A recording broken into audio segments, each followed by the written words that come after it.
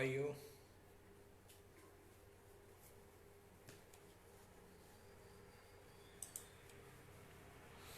Good morning.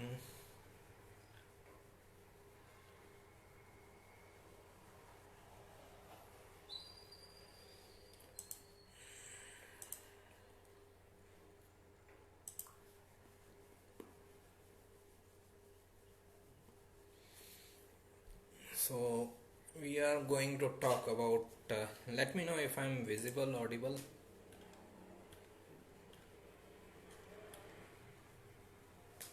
Happy Sunday. Mm, so, okay, great. Good morning. Okay, so we are going to talk about Anuradha Nakshatra. Anuradha Nakshatra falls within 3 degree 20 minutes of Scorpio to 16 degree 40 minutes of Scorpio. So the whole of Anuradha Nakshatra is in this Scorpio sign only. Okay. Uh, the so we can say that Scorpio energy is intense in this nakshatra. Whenever a whole of the nakshatra is falling under one sign, that sign energy and that is nakshatra energy can be very similar. Okay. Then Anuradha, if we understand the word Anuradha, we need to split in two parts. Anu plus Radha. Okay. Anuradha means Anu means following, Radha means desire, or as we know that Radha was divine lover of Lord Krishna. So that's why she represents desire, desire of Lord Krishna. Okay. So Anuradha means following your heart's desire. Anuradha basically means following your heart's desire. Okay. There is another meaning of this word Radha. If we pay attention, this word is opposite of the word dhara. Okay. Uh, Opposite of dhara is Radha. Dhara is a stream. Okay. So Radha is opposite of a stream. That means going against the stream. Okay. So another name of another understanding of this name of Anuradha is someone who goes against the stream, someone who is rebellious in nature. Okay, that is also seen from Anuradha as a nakshatra or the word itself. Okay, its representations, it has few representations, 2 3 representation. First is a kind of a stick which a sage or monk will carry with himself. Okay, the stick with which a sage carries, a kind of staff. Okay. Another representation or symbol is lotus. The third symbol is the symbol of Vishakha Nakshatra itself, the preceding nakshatra. Vishakha's representation is victory arch. So the same representation is here also in Anuradha Nakshatra. Okay. The deity of this nakshatra is Mitra. Okay. Uh, or we can say Lord Maitreya. Okay. When there is a story of when Lord Buddha was passing away, and he said that if ever I came back again, I will come back as Maitreya. Okay. So that Maitreya is the deity of this nakshatra. Okay, one of the 12 Adityas. Anuradha Nakshatra is its lord is Saturn. Sign lords are Mars and Ketu, because Scorpio is co-ruled by Mars and Ketu. Mythological story is always related with Radha and Krishna. By the name itself, we can understand Anuradha has to deal with Radha and Krishna, no, nothing else. Okay. So the mythological story is about Radha and Krishna and their love, which was more like a friendship. Okay, it is like uh, because in love relationship, still you have some desires, you have some expectations from another person and all, but in friendship you don't expect anything. It is the most purest form of love. Friendship is the, as it is one of the Osho's quotation, that friendship is the purest form of love, because you don't expect anything in return. In relationship you still expect. It is one to one relationship, marriage or anything, or any other relationship in your life, you still expect something, but from your friends you don't expect anything in return. So that is where this nakshatra is related to. Okay, then now if we understand this nakshatra, as I said, the name itself shows following heart's desire. Anu means following, Radha means desire. So someone is following his heart's desire, or someone should follow his heart's desire. Whatever they are doing in their life, they should always follow their heart's desire. Okay, and many people have this dilemma whether to go for business or their creative interest, or they should go for job. If they have Anuradha Nakshatra prominent in their chart, they should always follow their heart's desire. Whatever they want to do creatively, they should be doing it. Okay, that's where they are going to get the best of the result. Then, as I said, Radha is opposite of Dhara. Okay, Dhara is stream, Radha is going against the stream. So they can do something which is very much against the stream. Which is unconventional, which is kind of taboo in the society, which is not accepted in the society. Okay, they can be rebellious in nature. They can be very rebellious. When Anuradha Nakshatra is prominent, they can be very rebellious by nature. Okay. Then, as I said, it is falling within Scorpio, the middle of the Scorpio. So the Scorpio's natural energy of occult mysticism and all the research oriented activities are very prominent in this nakshatra. They can be highly research oriented, they can be in the occult mysticism related field, and maybe that field only they pursue as a career, and that can be one of their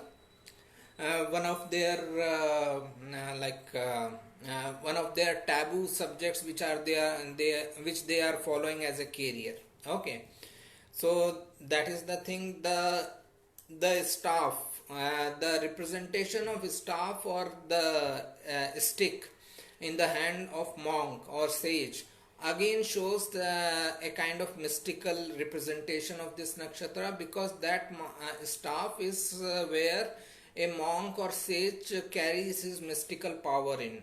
Okay, that staff, that stick has some mystical power in it. That is why this nakshatra is again connected with mysticism. This representation of victory arch, okay, again shows that person can be very ambitious. Okay, he can be all about achieving his goals and ambitions in life. Okay, they can be very ambitious with the Anuradha Nakshatra. Okay, because they are following their heart's desire. When you are following your heart's desire, you automatically become very ambitious and you want to achieve that. Okay.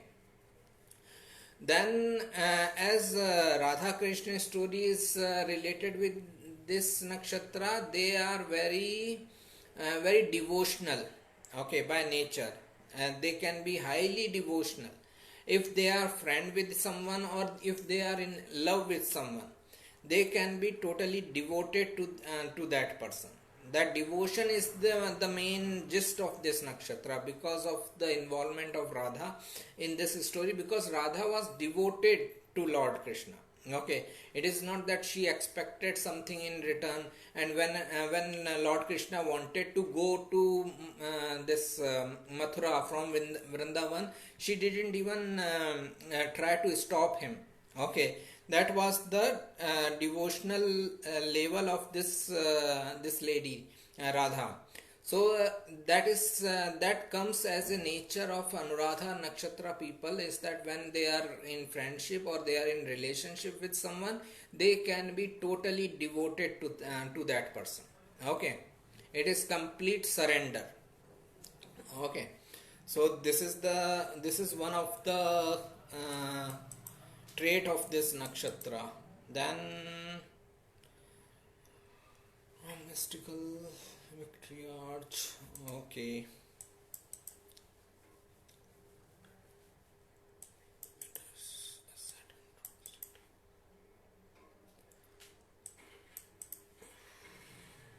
And they can be, as I said, they can be highly research oriented because of the involvement of a Scorpio sign, and the occult mysticism can be one of the avenues of their research. Okay, another thing is, and they can also expect this mystical events like Kundalini awakening and all. Okay, because understand where it is placed. This Anuradha Nakshatra is in the middle of the eighth sign. Eighth sign is where our tailbone can be related. Okay, and from the tailbone only the mystical energy, it is the lowest chakra, and from there mystical Kundalini energy gets awakened and moves upwards. Okay, so this nakshatra can be related with Kundalini only. Okay, uh, the mystical side, okay, of life is always connected with all three nakshatras of Scorpio: Vishakha, Anuradha, Jyeshtha. They all represent mysticism, occult, and sexuality also, because that is Scorpio in itself. Okay, so that is the thing. uh, Overall we can say that if this nakshatra is prominent in someone's chart, they should always follow their heart's desire. They should always do something which their heart wants to do. Okay, and that's where they are going to get the best of the result in their life, in their career. Okay, so this is what I feel about Vishakha nakshatra. Like whenever someone has Venus in a relationship oriented planet, Venus, Jupiter, or seventh lord, or Dharakaraka in Vishakha, I have seen them to be highly devoted. Means there is no limit of their devotion. Okay, they can be totally blind in their faith towards their lover. Okay, it can become dangerous also sometimes if the other person is not honest. Then this faith or this devotion can become a dangerous thing. Okay, so this is also something to be taken care. Then basically it is nakshatra of either being devoted towards a person or being devoted towards your ambition or your objects or goals in life. Okay, that's where this nakshatra is totally about devotion. Either ways, either you should be devoted to a person, or you should be devoted to your goals and ambitions of life. Okay, happy Sunday. Let me see if there are any questions. Okay, so far none. So this is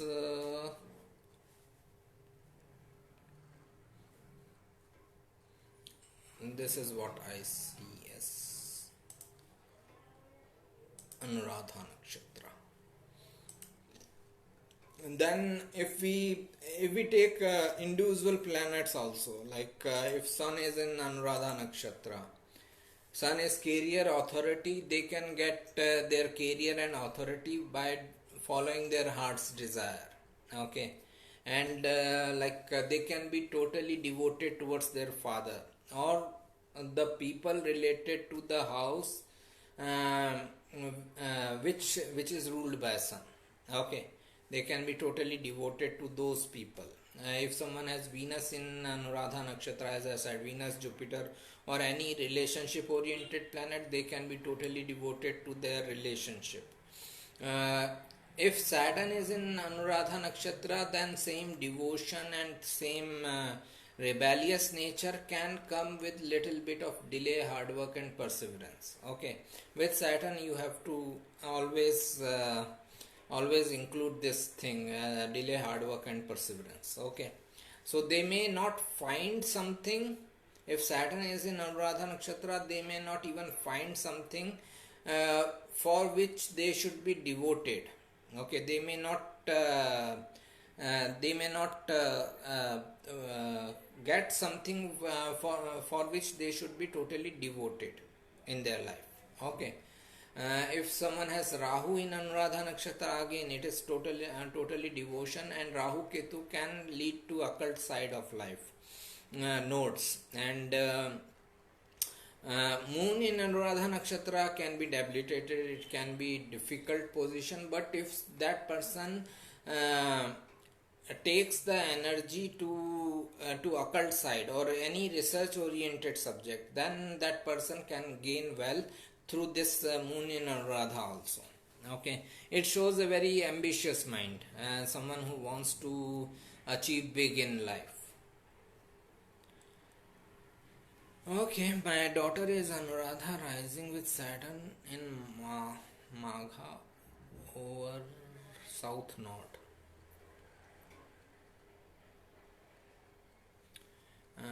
I agree, she is sometimes even obsessive for friends and always selflessly helping, and as Nakshatra Lord is Saturn, continuous hard work is demanded.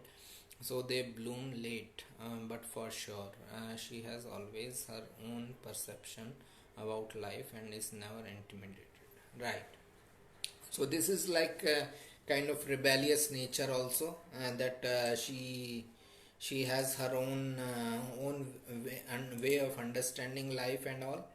And Saturn in the 10th house, I always understand, if you want to see the most hardworking people in the world, then it is Saturn in the 10th house. Okay, they can work 24 hours. Okay, and like for them everything is work. Understand what I am trying to say is that even taking rest is a work for them. They will make their timetable that okay, if, between 2 to 3 I need to sleep. So this is a work for them. This taking rest for 1 hour is like a work for them, that I have to do it. Okay, so Saturn in 10th house is always the most hardworking people. They are always working, they are always thinking of what they need to do next in their day or in their life. Okay, so this is the thing. Then as you said that she is devoted towards friends and all, so that is basic nature of Anuradha, or we can say Radha. Okay, ascendant and Rahu in Anuradha trades Saturn in 4th house, ascendant and Rahu. So Rahu in Anuradha can like blow these traits out of proportion. Okay, when Rahu is in Anuradha Nakshatra, Rahu is known to blow things out of proportion, and Anuradha is all these traits I had discussed. So they can be highly devoted, they can be highly rebellious. All these traits will be in a higher at a higher level. Okay, due to Rahu's involvement. And it is and they can be interested in occult side of life. They should be working for themselves only. Okay, when Rahu is in the 1st house, they are supposed to work for themselves. Saturn in 4th house, Aquarius, can give troubles with mother. Okay, it can be difficult relationship with mother. They may not have much success in their homeland. If they like relocate to foreign lands, then it may be more successful. So all these things can be there with Rahu in Anuradha Nakshatra, but in gist they can be highly rebellious and they can be highly devotional. All the Anuradha traits can be at a higher level with Rahu in Anuradha. Jupiter in Anuradha, Libra, Navamsha. Okay. Jupiter is in Lagna and is Lord of second and fifth house, Scorpio ascendant. Mars is in Capricorn. Saturn is with exalted Sun in sixth house, Kritika. How you will interpret it? Okay. Jupiter in Anuradha. Jupiter is this person's second and fifth lord, so they can be very devoted towards their family and children. Okay, then it is in Lagna, so people will feel that this person is a very learned person. They will automatically come to this person for counseling and guidance. Okay, Mars is in Capricorn, which can make this person very courageous. Okay, but as it is in the sign of Capricorn and Saturn is aspecting back at third house, this courage and this willpower will be realized after let's say 31-32 when Mars matures. Okay. Then Saturn is with exalted Sun in sixth house, Kritika. It is very good for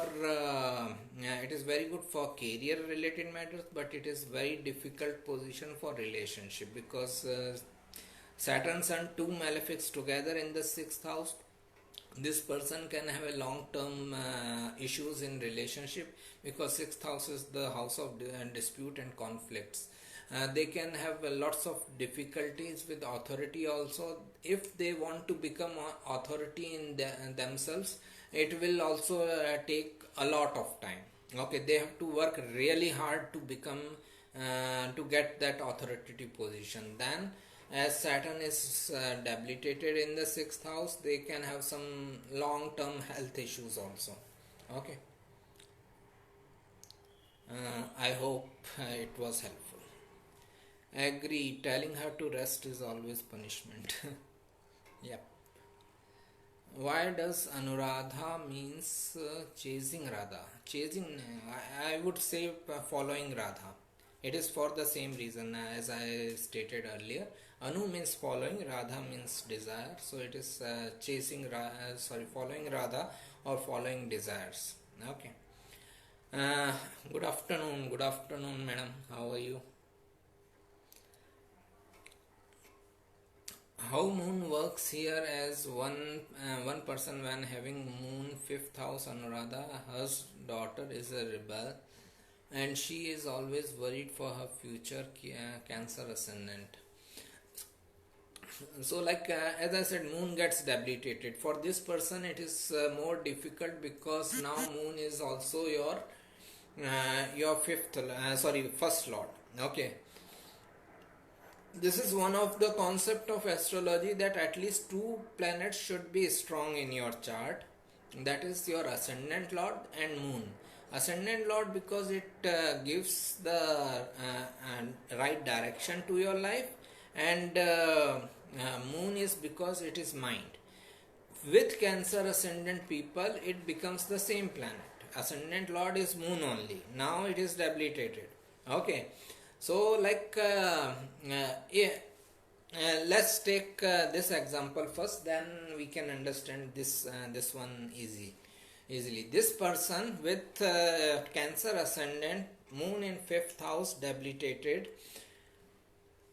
in love romance matters before, means right now she has a child, but before when she was having some love romance or relationship kind of stuff, she would have got into some very difficult relationships. Okay, she would have intentionally chosen those people who are not good in relationship. Okay, her relationship life may be very unstable, and that is the instability which is coming in her relationship with her child also. Okay, it is because moon is debilitated, the person is not thinking positive, person's mind is not working in an optimistic way. Moon is debilitated, so it is making her worry about her child. Okay, it may be necessary worry, it may not be a necessary worry.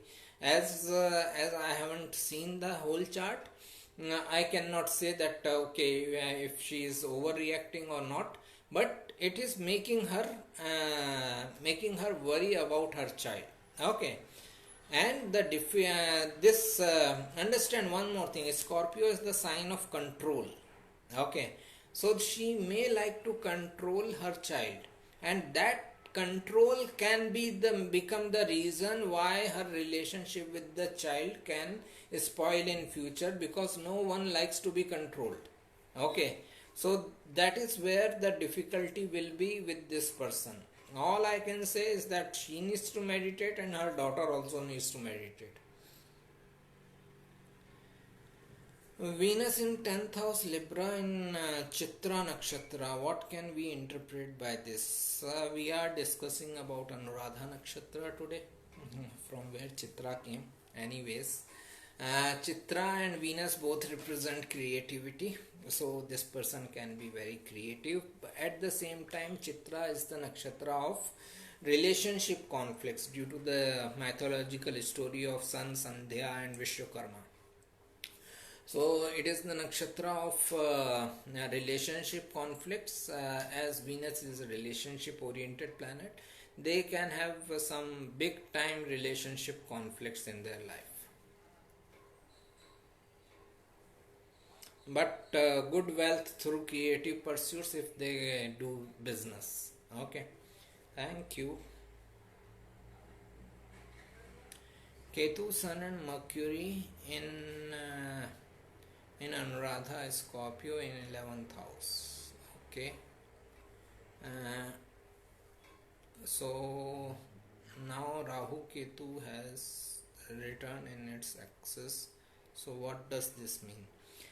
We can interpret transits only when we know the whole chart and dasha. Okay, then there are three levels of interpretation, or we can say three steps of interpretation. First step is your chart, basic chart. Then second step is dasha, and then third step is transits. Okay, I cannot simply jump into the transits and give you interpretation. Okay, so I need to see the chart first, then see dasha first, second, and the third step is the transit. Okay, so but as you said, it is Ketu, Sun, Mercury in Anuradha Scorpio, so it is nodal return for this person. From this much information I am telling, okay, it is not a full-fledged consultation or interpretation, but from this much story, this much planetary position, I can tell that this is nodal return for the person, and this can be a time of great illusion for this person. Okay, like Ketu is transiting over Ketu and Rahu is transiting over Rahu. It is like having two Ketus in 11th house, having two Rahus in 5th house. So what this person should do is to gravitate himself towards Rahu, because that is what we are supposed to do in this life. Okay, so that's where he can get some benefits. Saturn in Aquarius and Rahu in Anuradha. Can this be a parivartan? Yes, it is called nakshatra parivartan. Saturn in Aquarius and Rahu. It is no. We cannot. There is an energy exchange that we can that I accept. Okay, there is an energy exchange between Rahu, Saturn in this combination, but we cannot bring it under the definition of Parivartana Yoga. Okay, Theoretically, we cannot bring it under the definition of Parivartan Yoga, but there is an energy exchange between Saturn and Rahu in this planetary position. So they will impact each other. Okay, Saturn's aspect is also going on to the Rahu, right? So Saturn will be able to impact this person's ascendant also, and Rahu also.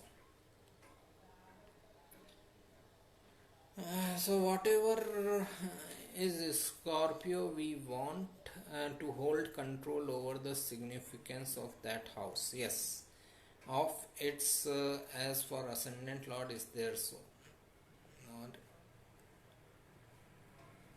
no, wherever Scorpio is, the basic energy of Scorpio is there. Okay, like if someone is Taurus ascendant, Scorpio falls into the seventh house. They will like to take control or be possessive of their partner. Okay, that is the basic nature of Scorpio. It will remain. And this is what they need to understand and learn in this life. A Scorpio science understanding or lesson in this life, the Scorpio science lesson in this life is that we need to understand that we cannot control anything. Nothing is controllable. Everything is inconsistent. It is not that you will be able to control anything. Okay, so this is what they need to learn, that nothing is in their control. Okay, so as long as they are controlling, they are not understanding the lesson of Scorpio. Once they start being receptive towards the changes, okay, the negative Scorpio energy is where the person wants to control the changes, wants to control his life. He wants to resist the change. The positive Scorpio energy is where you are receptive towards the change. You are not trying to control anything. You are just going through your just floating in the sea. That's it. You are not trying to do anything from your own. Okay, so this is where we all need to understand, and this is basic nature. Actually, we cannot blame it on Scorpio only, but this is basic nature because of our social conditioning. We are told from our childhood to control others, to control someone, so that we can feel better in our life. Okay.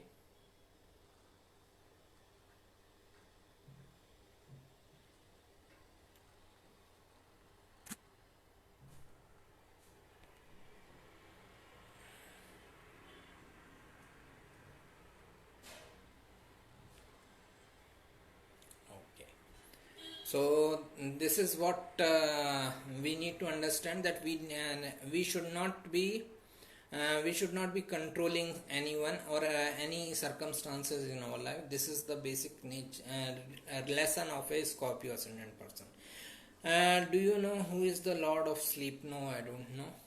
Why is that Sri Krishna was born in Rohini Nakshatra and Sri Ram was born in Punarvasu Nakshatra? I have no idea why they were born in that Nakshatra. Okay, maybe it was universal wish.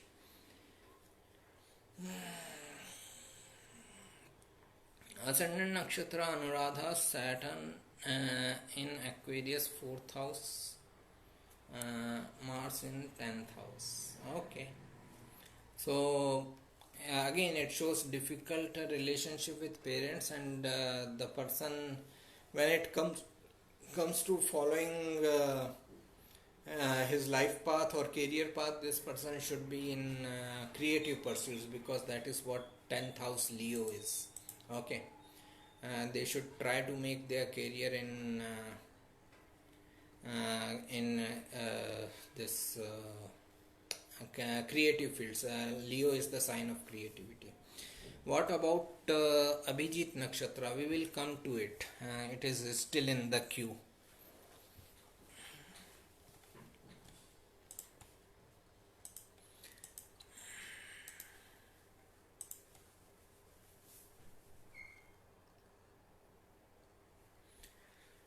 Okay, I think we are done. Good amount of questions we have.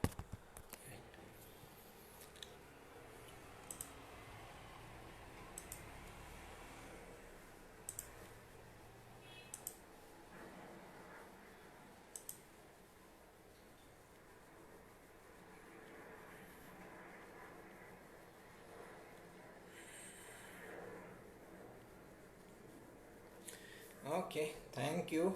Thank you for all your questions and watching. Next will be Jyeshtha. Okay, we will see Jyeshtha Nakshatra and then Cancer Ascendant. Okay, Mercury in 5th house, Scorpio. All about collection of research oriented subject, nothing else.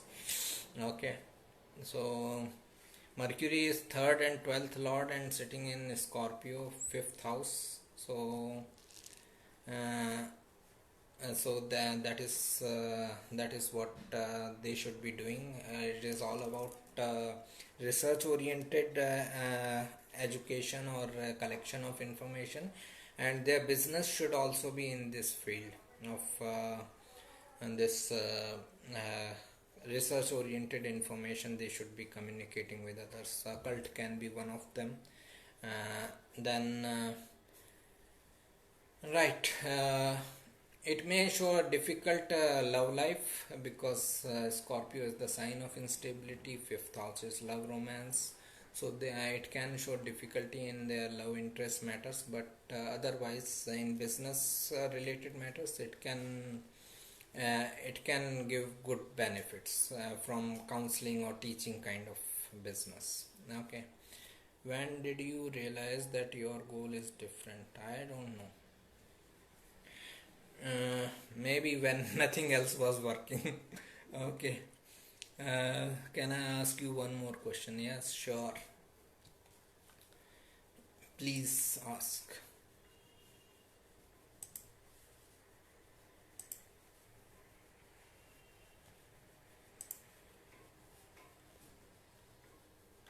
Thank you.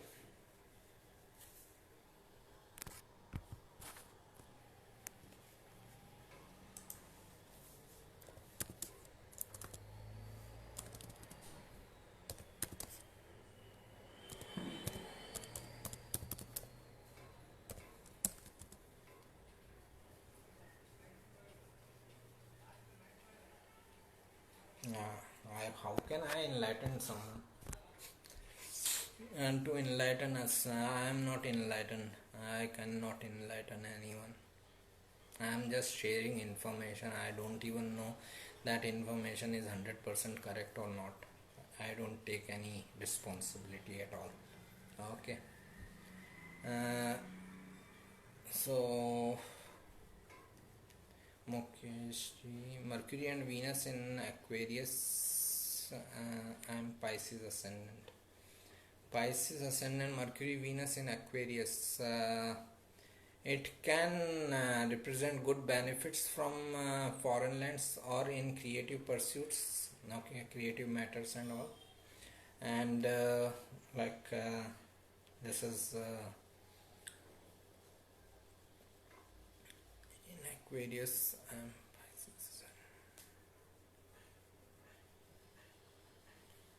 They can be very creative. Okay, Mercury Venus together makes either makes the person very creative in their life, or they can be very good in financial dealings. 12th house is foreign lands, so one of the benefits are coming from foreign lands: spirituality, imagination, creativity. Aquarius is the sign of entrepreneurship, so entrepreneurship can be a source of their income or wealth. Okay, so all these are possibilities with this much of information. Okay, my Saturn is in Anuradha Nakshatra, so all the Anuradha traits we discussed in this session, all those traits will come to you with delay, hard work and perseverance. You will get benefits of Anuradha with certain delay, hard work and perseverance. Okay, then this Jupiter in Ashlesha Nakshatra in 7th house of Capricorn ascendant. Okay. Jupiter in Ashlesha Nakshatra in 7th house of Capricorn. It is exalted, but it is in Ashlesha Nakshatra. They can have this tendency to cling on to someone. Okay, they can be very insecure in relationship matters when Jupiter is in Ashlesha Nakshatra. So they need to get over this insecurity of relationship. They may be too possessive, too controlling, okay, in relationship matters. That can become a trouble for relationship and their partner. Okay. Venus in Anuradha, how will give effects in 7th house? As I said, Venus is the planet of relationship, and Anuradha is the nakshatra of devotion. They can be totally devoted in matters of relationship. Okay, it is like a blind love, what we say in movies and all. Blind love kind of thing. When they are in relationship with someone, they can be totally blind about that person, which can be good or bad both. If the other person is not that devoted, he is not that honest and loyal, then this blindness in your devotion can be difficult. Okay, so this is where.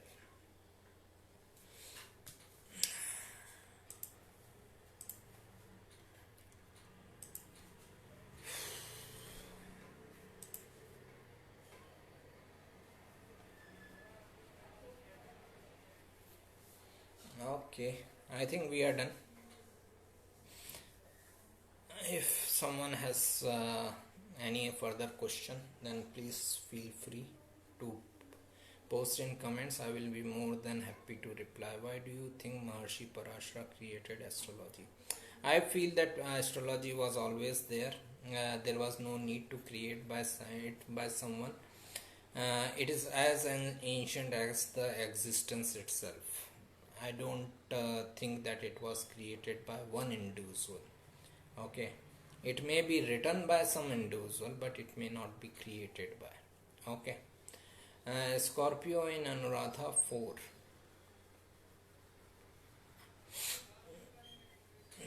Which planet in Scorpio in Anuradha 4? Okay, so this is just a second.